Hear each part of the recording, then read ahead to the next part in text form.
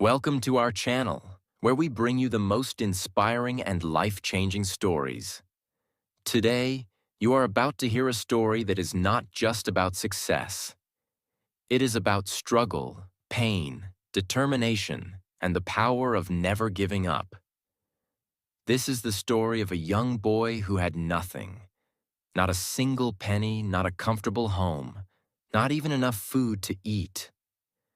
A boy who lost everything at a young age, who had no one to help him, and who faced hunger, loneliness, and endless hardships. But that boy did not accept his fate. That boy refused to give up.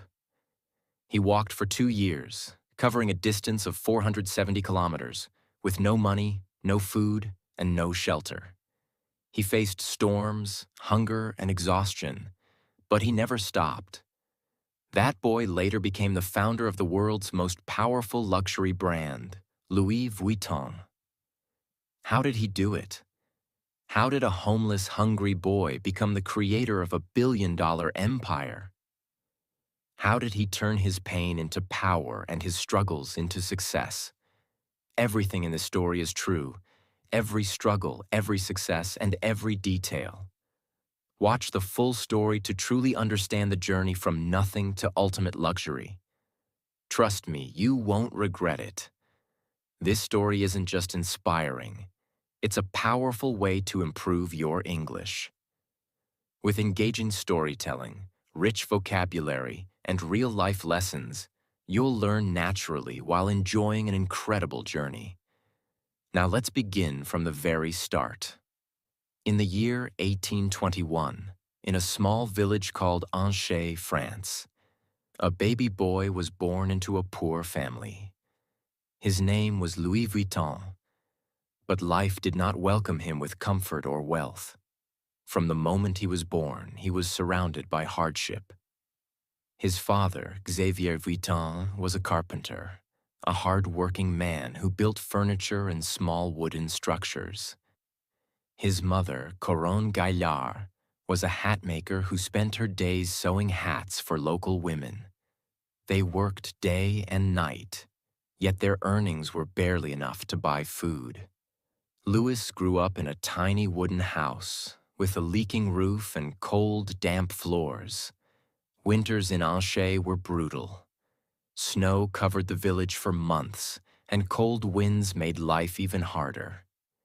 There was no heating, no warm blankets, and no comfortable bed. Louis and his family had to survive with whatever they had. At a young age, he learned that life was not fair. He did not have the toys that rich children had. He did not go to school like them. Instead, he spent his childhood helping his father in carpentry, carrying heavy wooden planks, hammering nails, and cleaning sawdust from the floor. His hands were rough, his clothes were torn, and his stomach often remained empty. But Louis was different from other children in his village. Even though he was poor, even though he had nothing, he had something that others did not. A dream.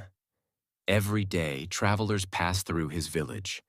Rich men and women dressed in fine clothes, carrying large wooden trunks and suitcases. Louis would watch them with fascination. Where were they going? How far were they traveling? Who made those beautiful trunks they carried? He had never seen the world beyond his small village, but his heart longed to know more. He was curious, hungry for knowledge, and desperate for a better life. But fate was not kind to him.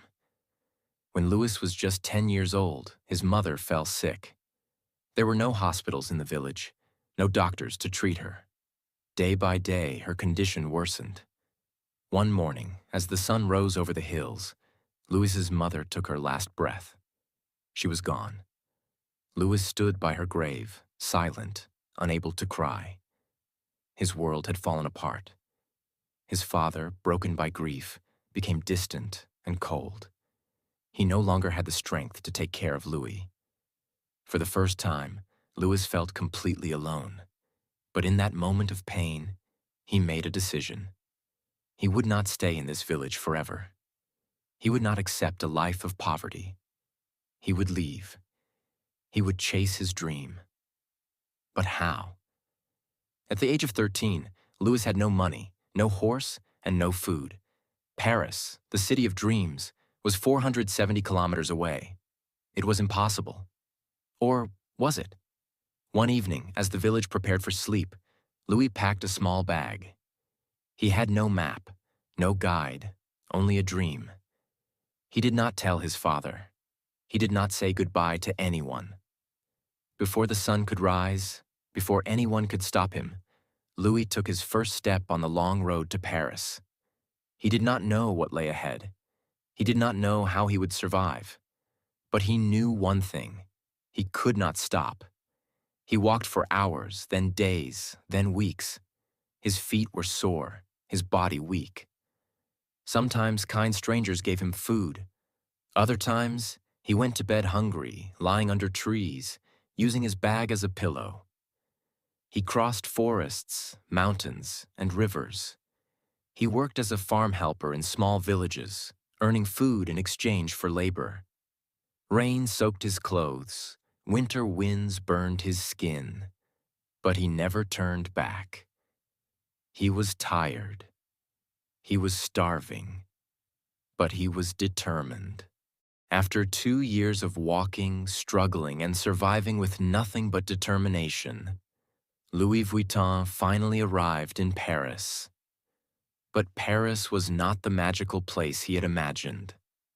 The city was massive, filled with thousands of people, carriages rushing through the streets, and markets overflowing with food and luxury goods.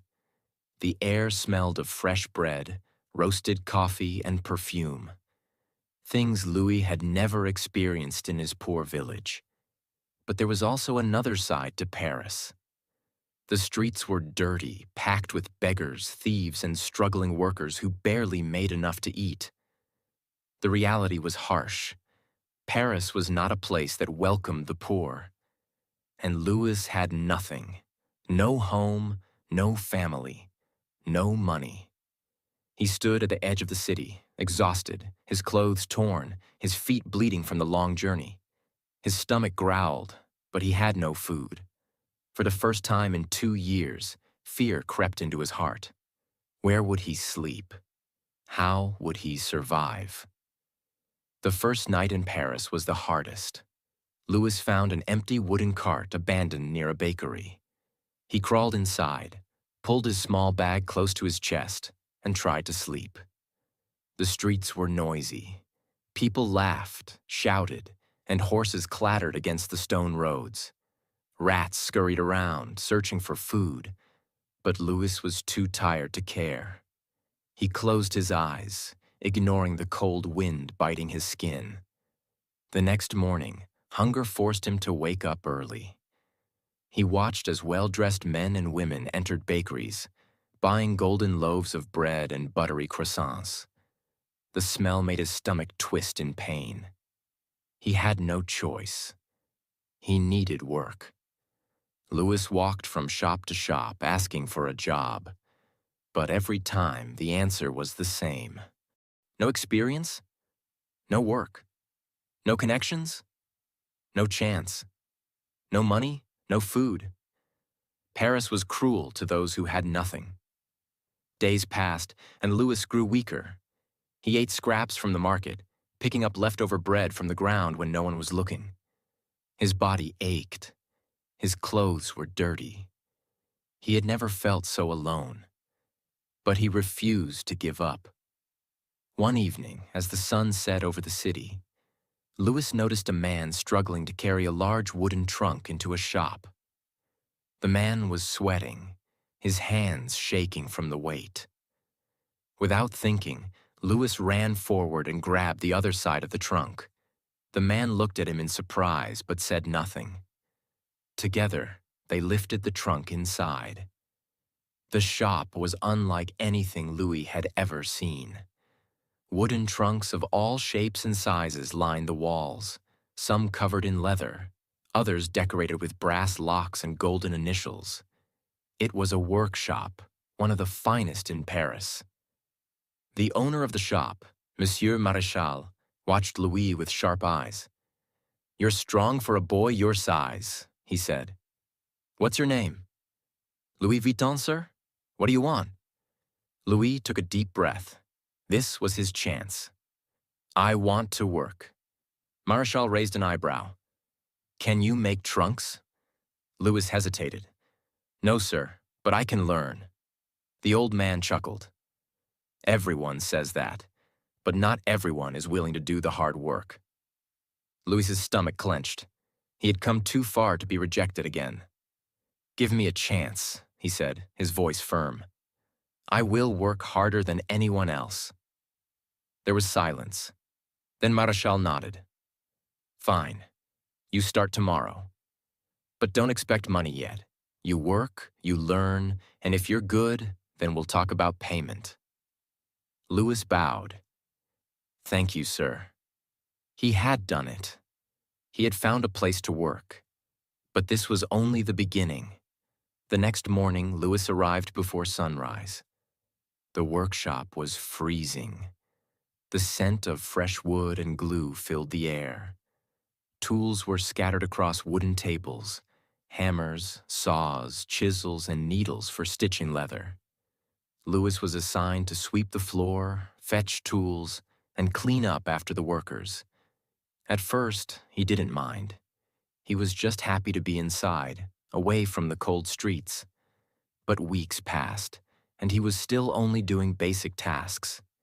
He wanted to build. He wanted to create. One evening, after everyone had left, Louis stayed behind. He picked up a small wooden panel and began practicing. He hammered, carved, and stitched, imitating the work he had seen during the day. The next morning, Maréchal noticed the piece. He lifted it, examining the clean edges and precise stitches. "Did you make this?" he asked. Louis nodded, nervous. Maréchal didn't smile, but he didn't scold him either. "From now on, you stay after work. I'll teach you." That night, Louis worked harder than ever. He learned how to shape wood, how to select the best leather, how to stitch with perfection. He watched the master craftsmen memorizing their every move. Months turned into years. He was no longer just an apprentice.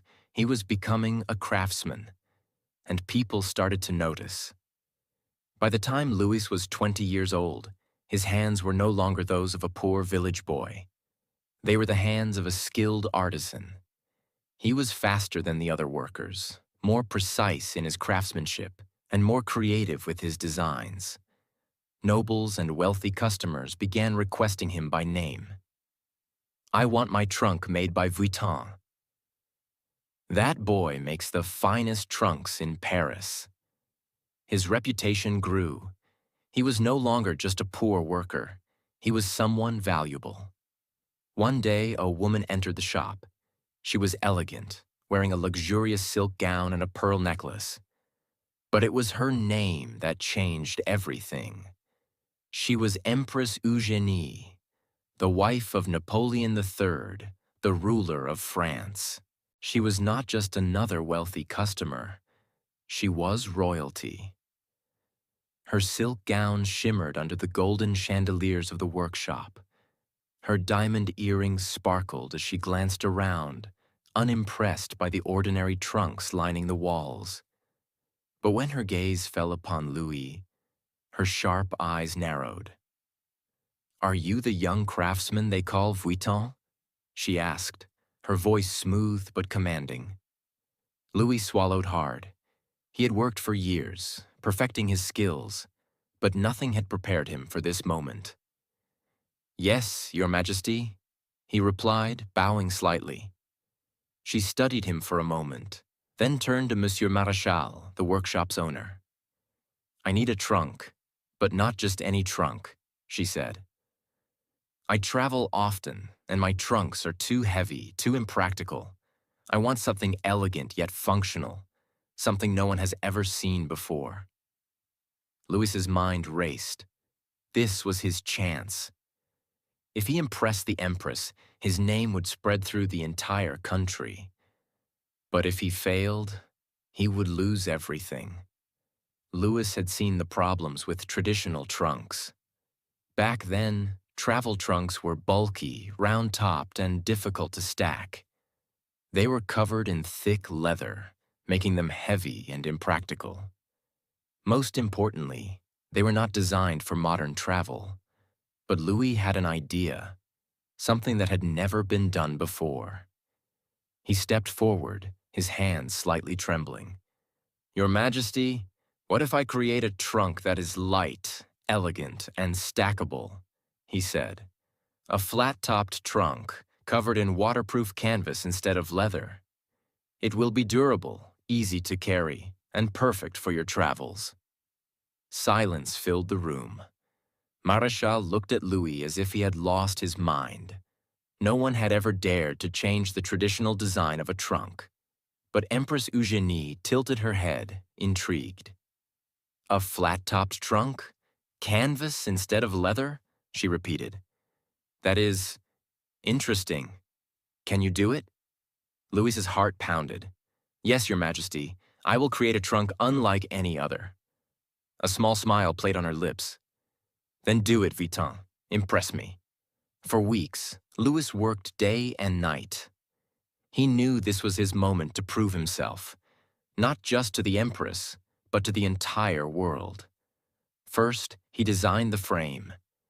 Instead of using the usual thick, heavy wood, he chose poplar wood, which was lightweight yet strong. Next, he replaced the traditional rounded top with a flat surface. This simple change allowed trunks to be stacked neatly, making them perfect for long journeys. But the biggest innovation was the material.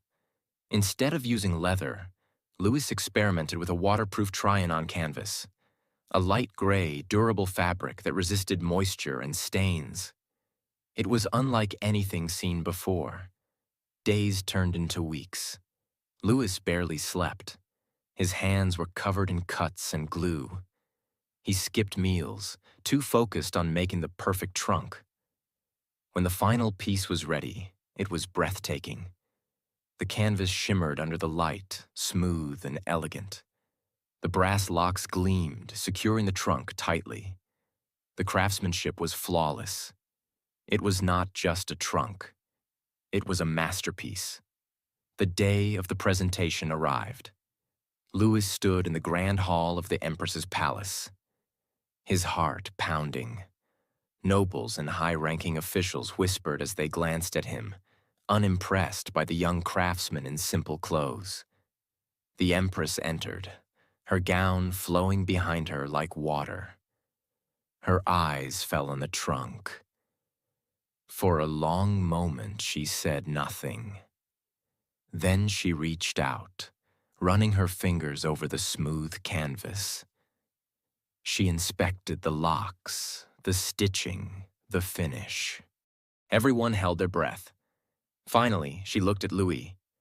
"Vuitton," she said, "this is extraordinary." Murmurs spread through the room. Marechal, who had once doubted Louis, stared in shock. "From now on," the Empress continued, "you will be my personal trunk maker." It was done. Louis had won the trust of the most powerful woman in France. And in that moment, everything changed.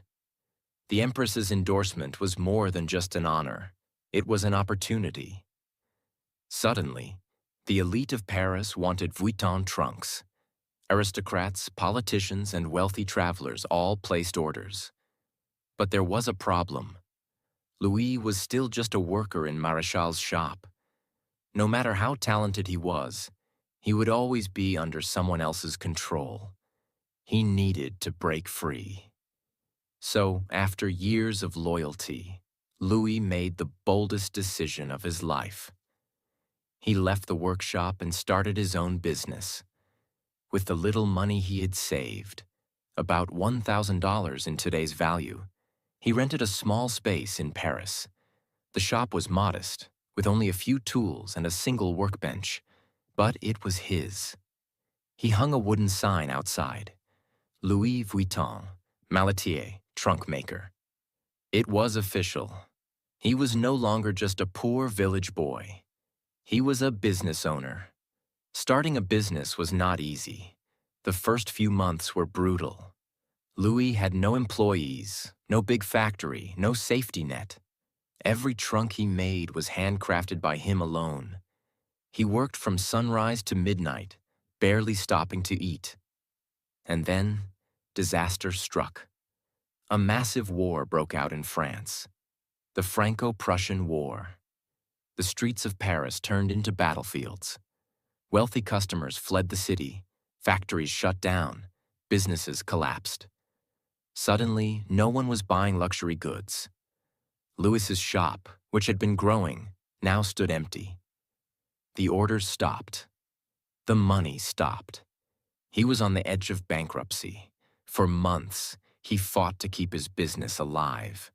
He sold some of his tools, cut down on materials, and worked harder than ever. But no matter how much he tried, he was running out of time.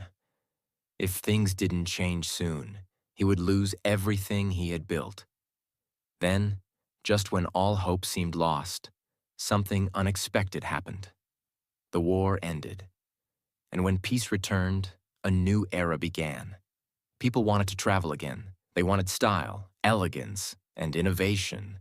And they wanted Louis Vuitton trunks. Orders flooded in. His shop, which had been nearly abandoned, suddenly became the most talked-about business in Paris. But Louis didn't just rebuild, he expanded. In 1871, he opened a brand new workshop in Agnières, just outside Paris. It was 4 times bigger than his old shop. He hired workers, trained apprentices, and designed new collections. His dream was no longer just a shop. It was an empire in the making. But the world was changing fast. Luxury was no longer just for royalty. It was for the rising elite. While Louis was building his empire in the 80s, his personal life was also changing. He married Clémence Émilie Pariot, a strong and supportive woman who believed in his dreams. She was not just his wife. She was his partner. They had a son, Georges Vuitton, who later expanded the business. But success came at a cost. Louis, obsessed with perfection, spent endless nights in his workshop, barely seeing his family. He missed birthdays, gatherings, and quiet evenings, all while chasing his dream. From the very beginning, Louis understood something most businessmen didn't. If you want to create a lasting brand, you must sell to the rich. But why? The wealthy had power. They influenced fashion, trends, and the desires of society. If aristocrats and high-status travelers used Vuitton trunks, everyone else would dream of owning one too. And there was another reason. Rich customers did not argue about price. They only cared about exclusivity. Louis never tried to sell to the masses. He focused on a few elite clients who were willing to pay top dollar for something unique and handcrafted. This strategy worked like magic. Soon, not only nobles, but also bankers, businessmen, and world travelers started ordering Vuitton trunks. Owning a Louis Vuitton trunk was no longer just about travel. It was a status symbol. Louis Vuitton had built an empire, but his journey ended in 1892 when he passed away, leaving his son, Georges Vuitton, in charge. Before passing away, Louis called Georges to his side and gave him one final lesson. Never sell cheap. Never sell to the masses. Our name must always stand for the best. If the world changes,